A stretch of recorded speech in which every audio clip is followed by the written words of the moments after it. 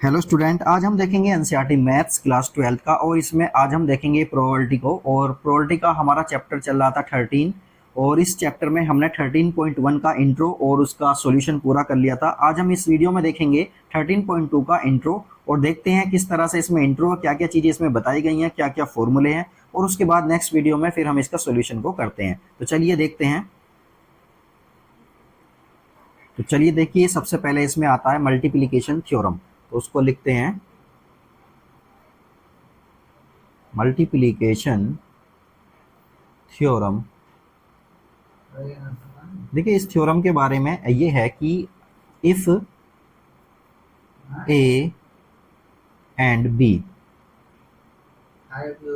Are two events, अगर हमारे पास ए और बी दो इवेंट्स हैं तो देखिए उसको हम, अगर ये मल्टीप्लिकेशन थ्योरम के अकॉर्डिंग है तो देखिए ए इंटरसेक्शन बी इक्वल हो जाएगा P A into P A by, देखिए यहाँ पर b बाई ए या a बाई बी, इसको दोनों को लिखा जा सकता है। देखिए यहाँ पर अगर ये पी ए आया है तो यहाँ पर क्या आ जाएगा, b आ जाएगा। तो इस तरह से इसको हम लिख सकते हैं।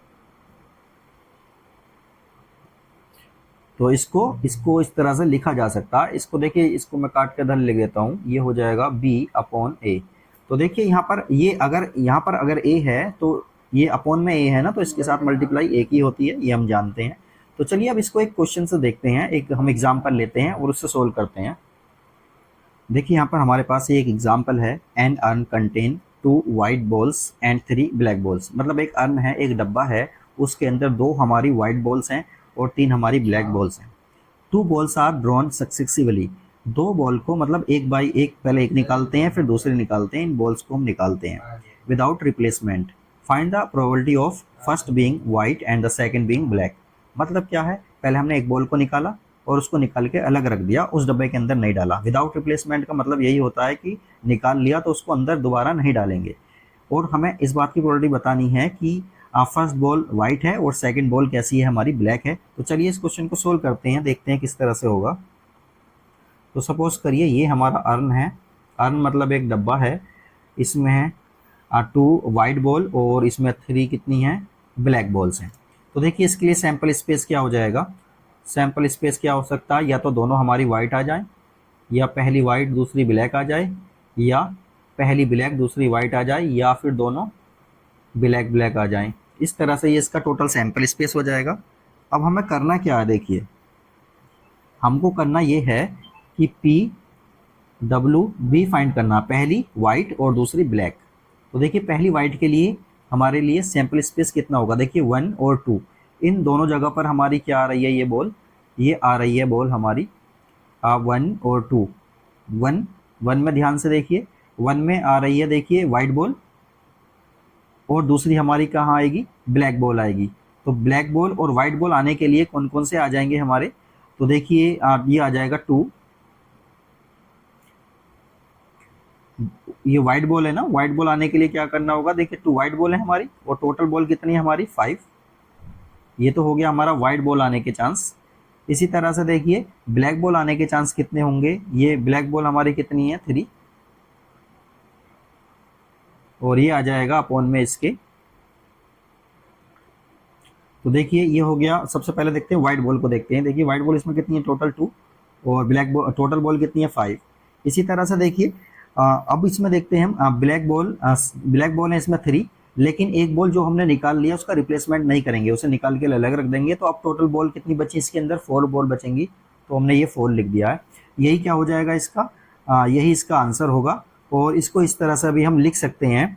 तो पी डब्ल्यू बी इसको लिखेंगे P W into P B by W, कितना आएगा, बी बाई डब्ल्यू।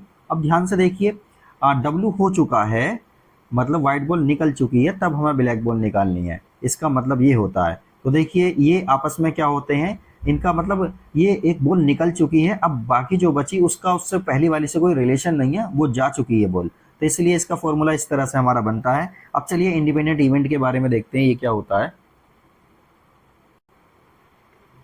चलिए इंडिपेंडेंट इवेंट के बारे में देखते हैं। इफ़ ए और बी हमारे दो इंडिपेंडेंट इवेंट हैं, if A and B are independent event,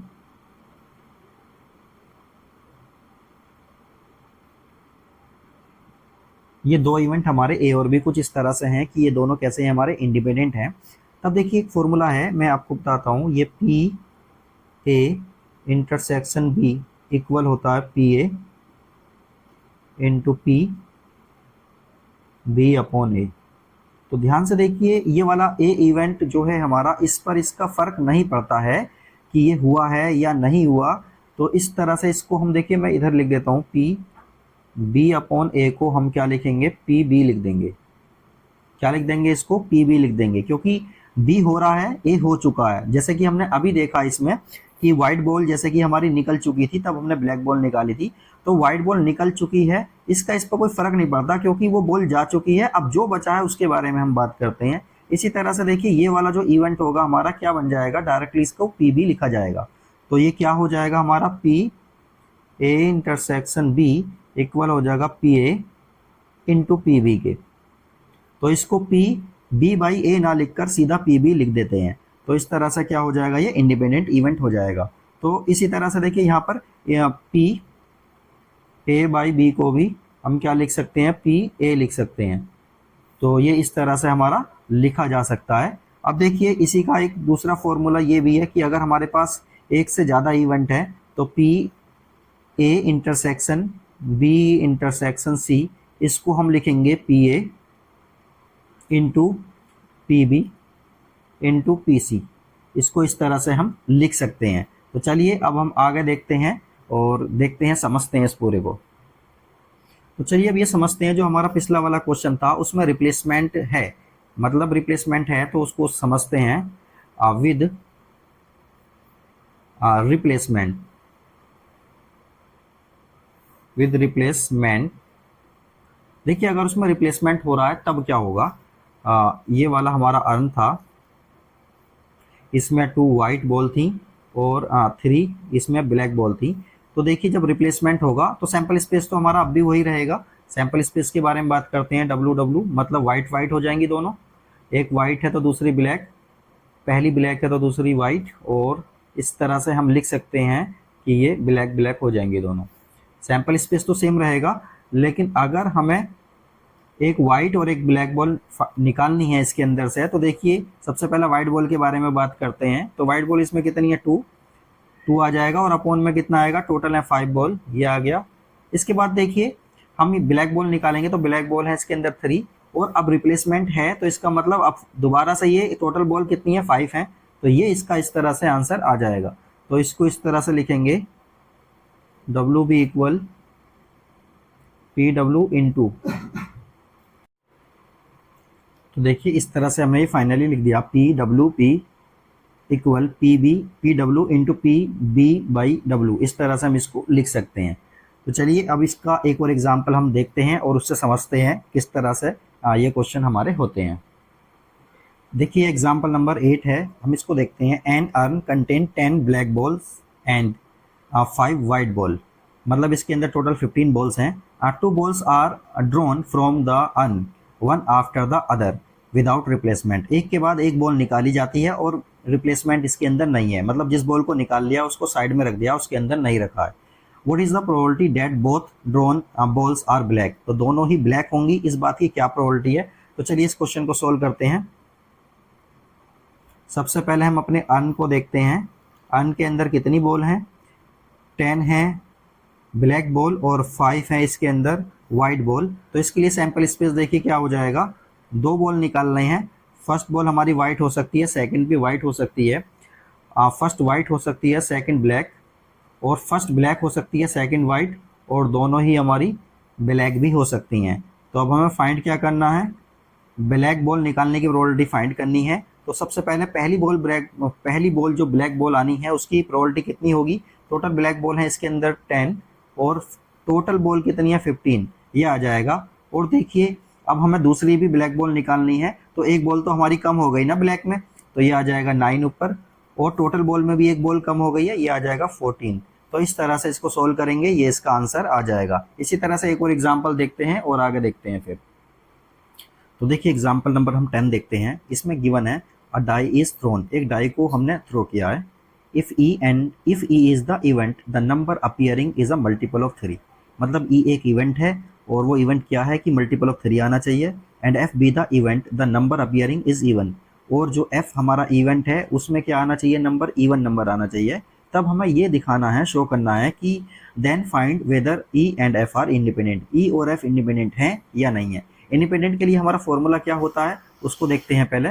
तो देखिए इंडिपेंडेंट के लिए फॉर्मूला था हमारा, अगर देखिए हमारे ये इक्वल आ जाते हैं, यहाँ सॉल्यूशन लिख लेते हैं इसकी, क्या इक्वल आ जाते हैं, अगर ई इंटरसेक्शन एफ की प्रोबेबिलिटी किसके इक्वल आ जाती है, पी ई की प्रोबेबिलिटी इनटू पी एफ की प्रोबेबिलिटी के मल्टीप्लाई के इक्वल आ जाती है, तो ये क्या बन जाती है, हमारे इंडिपेंडेंट इवेंट बन जाते हैं।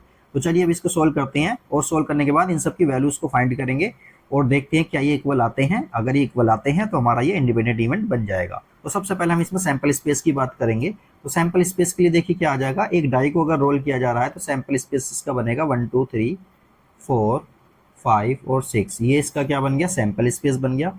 और ई जो हमारा इवेंट है वो क्या इवेंट है, मल्टीपल ऑफ 3, मल्टीपल ऑफ 3 का मल्टीपल आना चाहिए।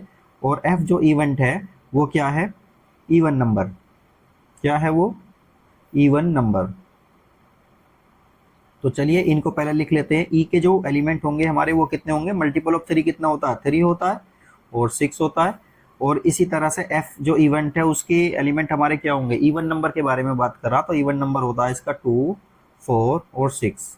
अब ध्यान से देखिए यहाँ पर हम इसका इंटरसेक्शन फाइंड करना चाहते हैं। ई इंटरसेक्शन एफ में देखिए क्या आएगा, एक तो 6 आ रहा है और यही 6 आ रहा है और कुछ नहीं आ रहा है इसके अंदर। ठीक है, ये हो गया हमारा। अब इसके बाद हमें क्या करना है, तो देखिए यही दोनों हमें फाइंड करने हैं। तो सबसे पहले हम पीई फाइंड कर लेते हैं। पीई देखिए कितना आ रहा है, पीई आएगा, ई में कितने एलिमेंट है हमारे 2, तो 2 को तो ऊपर लिखा जाएगा और टोटल एलिमेंट हमारे 6, तो ये आ जाएगा 1/3। इसी तरह से पी एफ फाइंड करना चाहते हैं हम, तो पी एफ, एफ में कितने एलिमेंट है 3 और टोटल एलिमेंट है इसके 6, तो ये हो जाएगा 1/2।